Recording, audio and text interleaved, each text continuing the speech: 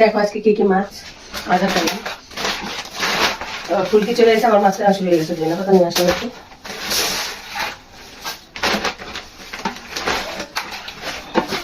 ফুলকির মাছ আনলাম,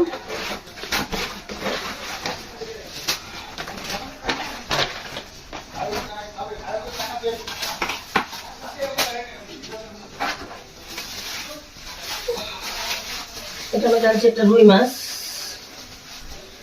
কাইটে নিয়েছি। মাছটা আমি এই রুই মাছটা কাটতে পারবো না, আর সব আমি কাইটে নেবো বাসা বেশি কাটতে।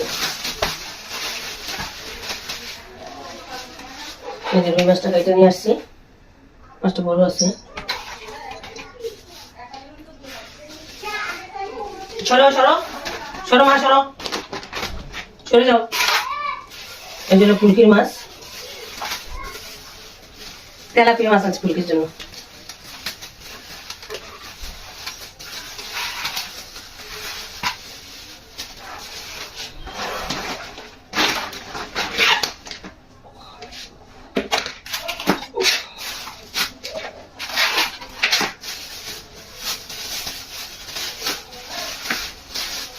এটা বাজারে করে পুঁটি মাছ। পুঁটি মাছগুলো 100 টাকা করে পোয়া, 400 টাকা কেজি।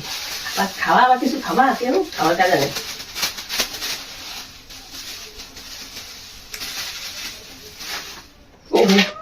এগুলো তো বাজারে কাইটা দেয় না, এগুলো কাইটা আনতে হয়। এই যে পুঁটি মাছগুলো বড় বড় আছে, দেখো বড় বড় পুঁটি মাছগুলো। সব করে মাছই সমান দেবো। এগুলো মাছ। এখন এই মাছগুলো আর ফুলকির মাছ কাটবার, এগুলো তো কাটাই আছে, এগুলো আর কাটা লাগবে না।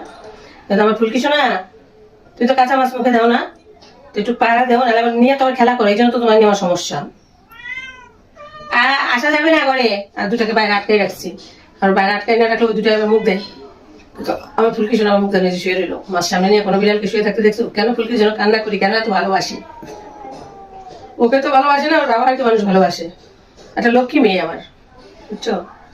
এইগুলো আজকে বাজার আমার। আর এই হলো ফুলকির মাছ আর এই রুই মাছ।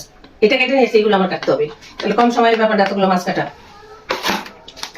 কাটি করবো, আবার রান্না করতে হবে। রান্না করে আছে এখনো, কখন কি করবো আমি বুঝে উঠতে পারছি না। তারপরে তো করে যেতে হবে, কিছু করার নেই ভাই, কাজ তো করতেই হবে, তাই না?